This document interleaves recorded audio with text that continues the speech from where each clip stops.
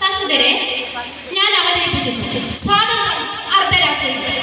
കാലം 1947 ജൂൺ ആദ്യവാരം. സ്ഥലം വാരണാസി എന്ന പൗരാണിക നഗരം, പട്ടണത്തിന്റെ പ്രാന്തപ്രദേശം. അവിടെ ഗംഗാനദിക്ക് അഭിമുഖമായി നിൽക്കുന്ന ഒരിടത്തരം മുസ്ലിം ഭവനം. ആ വീടിന്റെ മട്ടുപാവിൽ അകലങ്ങളിലേക്ക് മിഴിയൂന്നു നിൽക്കുകയാണ് അസ്വസ്ഥവ്യക്തിയായ ഒരു സ്ത്രീ. പേര് നസീറ ബീവി. പ്രായം 50 വയസ്സ് കാണും. ആ സ്ത്രീ ഹൃദയം തികച്ചും ദുഃഖസാന്ദ്രമാണ്. അല്പമകലെ മന്ദകാമിയായി ഒഴുകുന്ന ഗംഗ. വന്ദേ മാതരം മൂളുന്ന ഗംഗേ. അതെ, നദിയിലെ കുഞ്ഞോളങ്ങൾ പോലും വന്ദേ മാതരം മൂളുകയാണ്. വരാനിരിക്കുന്ന സ്വാതന്ത്ര്യ ലബ്ധിക്ക് ആശംസകൾ അർപ്പിക്കുന്നത് പോലെ. വന്ദേ മാതരം മൂളുന്ന ഗംഗേ, വന്ദിതയാം സ്നേഹഗംഗേ.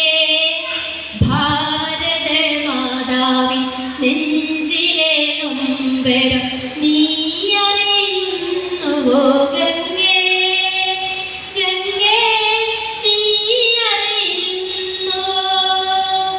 അതെ, രാഷ്ട്രം ഛേദിക്കപ്പെടുകയാണ്, സൈന്യം വിഭജിക്കപ്പെടുകയാണ്.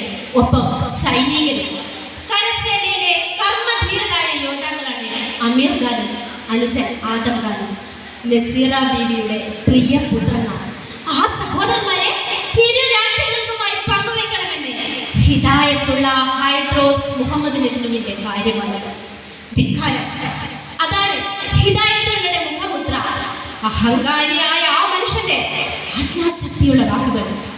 അവ ഇപ്പോഴും ആ മാതാവിന്റെ ചിന്തയിൽ മാറ്റൊലി കൊള്ളുകയാണ്. നസീറ, ഒന്നുകിൽ അമീർ ഖാൻ അല്ലെങ്കിൽ ആദം ഖാൻ, ഒരുവൻ മാത്രം നിങ്ങൾക്ക് അപരൻ. അതാരായിരുന്നാലും ശരി, അവൻ ഞങ്ങൾക്ക് സ്വന്തം. മനസ്സിലാവുന്നുണ്ട്, എല്ലാം മനസ്സിലാവുന്നുണ്ട്.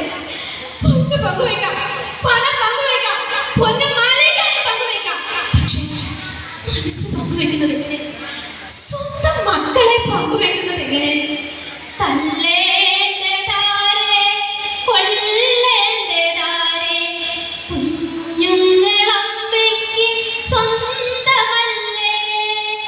മക്കളെ പങ്കുവെച്ചിടുവാനോതുന്ന മറ്റരെ നിങ്ങൾക്ക് മക്കളില്ലേ? നിങ്ങൾക്കുമില്ലേ മക്കൾ? അവരെ പങ്കുവെക്കാൻ നിങ്ങൾ ആരെങ്കിലും തയ്യാറാകുമോ? ഇല്ല. മരണം വരിക്കേണ്ടി വന്നാൽ പോലും താൻ ഈ നിബന്ധനകൾക്ക് വഴങ്ങില്ല. മക്കൾ അത് ഏതൊരമ്മയുടെ മൗലിക സമ്പത്താണ്. അവരെ പങ്കുവെക്കണമെന്ന് ആജ്ഞാപിക്കാൻ ഒരു ഭരണാധികാരിക്കും അവകാശമില്ല. ഉണ്ട് നസീറ ബീവി, ഉണ്ട്. അവകാശം മാത്രമല്ല, അതിനുള്ള അധികാരമുണ്ട്. അതാണ് വിഭജനത്തിന്റെ തത്വശാസ്ത്രം. എല്ലാം തനിക്ക് മനസ്സിലാവുന്നുണ്ട്. മക്കളെ ഒരാളെ താൻ വിട്ടുകൊടുത്തേ പറ്റൂ. ഉമ്മ സ്നേഹാർദ്രമായ സംബോധന. ചിന്തയിൽ നിന്നും ഉണർന്ന നസീറ ബീവി പിന്തിരിഞ്ഞു നോക്കി. മുന്നിൽ പുഞ്ചിരിക്കുന്ന മുഖവുമായി ഇളയ മകൻ ആദം ഖാൻ. ഉമ്മ വിഷമിക്കല്ല. എന്റെ മാർഗം ഞാൻ തന്നെ തിരഞ്ഞെടുത്തിരിക്കുന്നു. ഇനി ഈ മകന്റെ സേവനം പുതിയ രാഷ്ട്രത്തിന് വേണ്ടിയായിരിക്കും, പാകിസ്ഥാന് വേണ്ടി. അതുപോലെ ആ മാതാവ് നെഞ്ചത്ത് കൈവച്ചു പോയി. ആദംഖാനെ കുറ്റം പറയുന്നത് എങ്ങനെ? നിങ്ങളായാലും സമ്മതിച്ചു പോകും.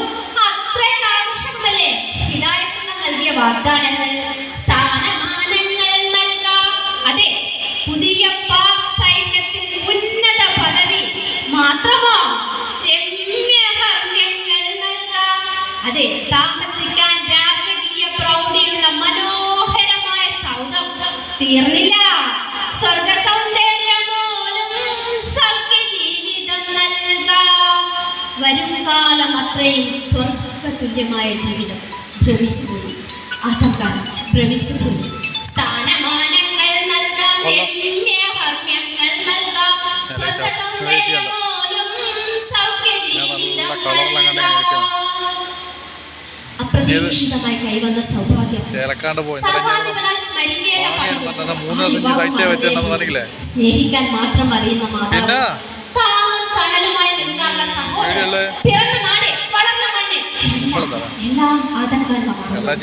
എങ്ങനെ ഇനിയൊന്ന് പാകിസ്ഥാനിൽ എത്തിച്ചേരണം? മനസ്സിൽ ഒരേ മാത്രം.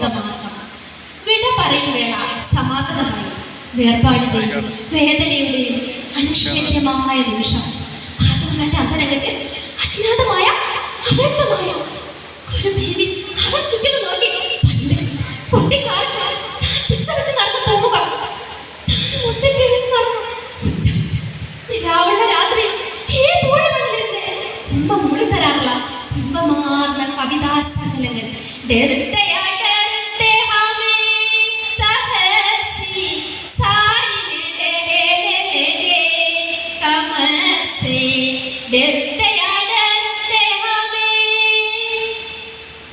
ഓർക്കുതോറും മനസ്സിൽ ആകുലത.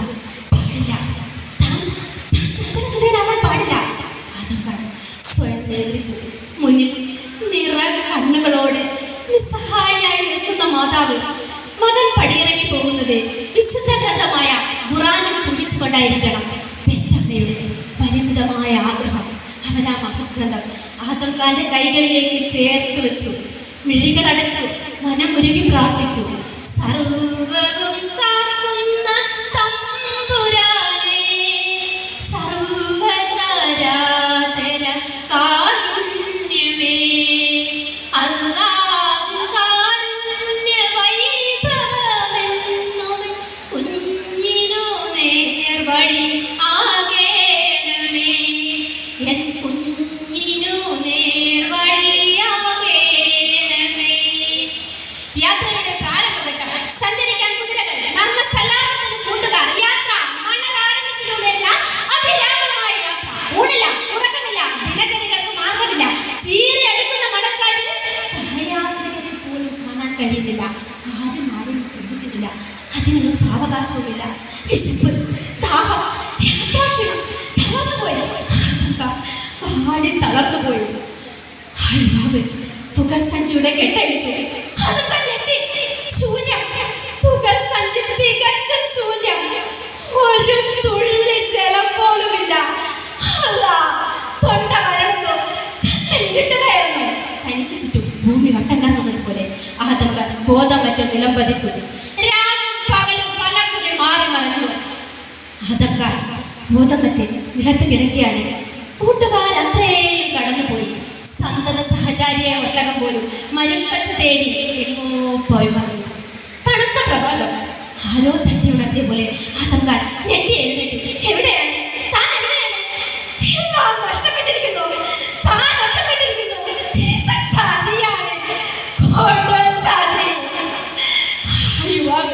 ഒരു കൊച്ചു കുട്ടിയെ പോലെ പൊട്ടി പൊട്ടി കരഞ്ഞു. മൃത്യുവിനായി കാതോർത്ത് കിടക്കുമ്പോഴും യുവാവിന്റെ അകക്കണ്ണിൽ ഒരേ ഒരു മുഖം മാത്രം. തന്നോട് കേണപേക്ഷിക്കുന്ന സ്വന്തം മാതാവിന്റെ മുഖം. അമ്മ, തന്റെ പ്രിയപ്പെട്ട അമ്മ ഒന്ന് കാണാൻ കഴിഞ്ഞിരുന്നെങ്കിൽ, ആ മടിയിൽ ഒന്ന് തലചാച്ച് കിടക്കാൻ കഴിഞ്ഞിരുന്നെങ്കിൽ. ആ യുവഹൃദയം വൃഥാ മോഹിച്ചു. യാമങ്ങൾ കടന്നുപോയി. അല്പമകലെ മണൽത്തരികൾ ഞെരിഞ്ഞമരുന്ന ശബ്ദം. ഏതോ വഴിപാടിപ്പ സംഘം. ആദംകാരൻ അന്തരംഗത്തിൽ ശുഭപ്രതീക്ഷ. ഇഴഞ്ഞും നിരങ്ങിയും ആദംകാരൻ മുന്നോട്ട് കുതിച്ചു. അംഗവിക്ഷേപണത്തിലൂടെയുള്ള ആശയവിനിമയം. കാഞ്ചീപുരം പട്ടിന്റെ മഹിമ വരുന്ന ഭാരതദേശത്തേക്ക് പോകുന്ന പരദേശികൾ. അവസരം കൈവന്നിരിക്കുന്നു. മാതൃരാജ്യത്തിലേക്ക് തിരിച്ചു പോകാനുള്ള സുവർണ അവസരം. ഒരു നിയോഗം പോലെ മടക്കയാത്ര. സ്ഥാനമാന മോഹങ്ങളില്ല, സ്വാർത്ഥ താല്പര്യമില്ല. അലയൊഴിഞ്ഞാഴി പോലെ മനസ്സിൽ തികച്ചും ശാന്തം. തീർത്ഥാടനം, ഇത് തീർത്ഥാടനം, നിത്യസത്യം തേടും തീർത്ഥാടനം. കൃഷ്ണനും ക്രിസ്തുവും നബി തിരുമേനിയും മേയുന്ന മണ്ണിന്റെ സുഖദർശനം. തീർത്ഥാടനം, ഇത് തീർത്ഥാടനം. 1947 ആഗസ്റ്റ് 14 ആദംകാരൻ വാരണാസിയിൽ തിരിച്ചെത്തി. കലാപമാണ് ചുറ്റിലും. പരസ്പരം വെട്ടുന്നു കുത്തുന്നു കൊല്ലും കുലയും നടത്തുന്നു.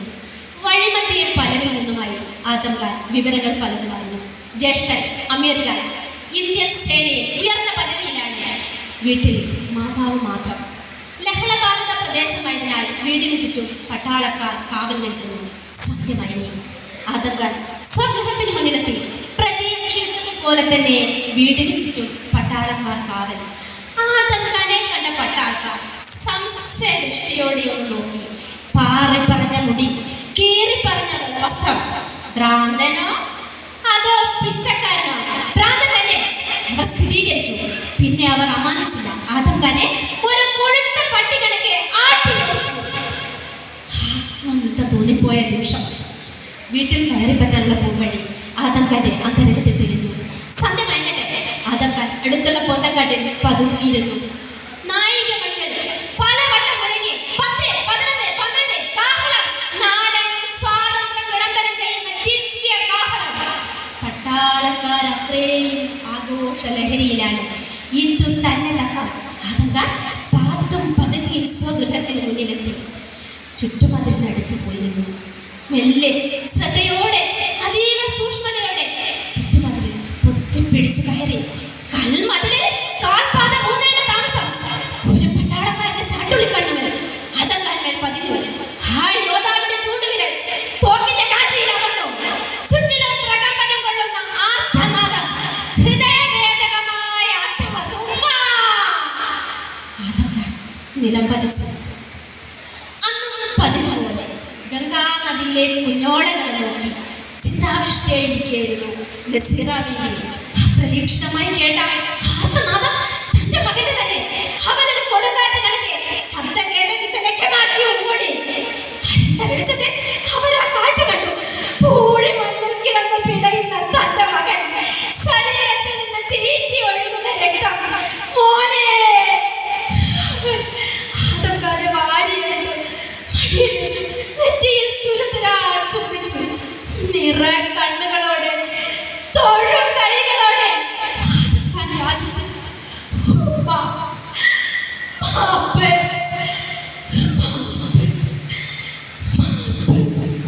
ആ ശിരസ് ഒരു വശത്തേക്ക് ചെരിഞ്ഞു. അങ്ങ് ഡൽഹിയിലെ ചെങ്കോട്ടയിൽ കൊടിമരത്തുമ്പിൽ പാറിപ്പറക്കുന്ന ത്രിവർണ്ണ പതാകയെ നെഞ്ചു വിരിച്ച് ശിരസ്സുയർത്തി പിടിച്ച് വന്ദിക്കുകയാണ് അമീർ ഖാൻ. ഇങ്ങനെ വാരണാസിയിൽ മകന്റെ മൃതശരീരം മടിയിൽ വെച്ച് പൊട്ടിക്കരയുക മാതാവ്. ചുറ്റിലും മുഴങ്ങുന്ന വന്ദേ മാതരം വിളികൾക്കിടയിൽ ആ മാതൃവിലാപം അലിഞ്ഞലിഞ്ഞില്ലാതെയായി. ഈ കഥ ഇവിടെ പൂർണ്ണമാവുകയാണ്.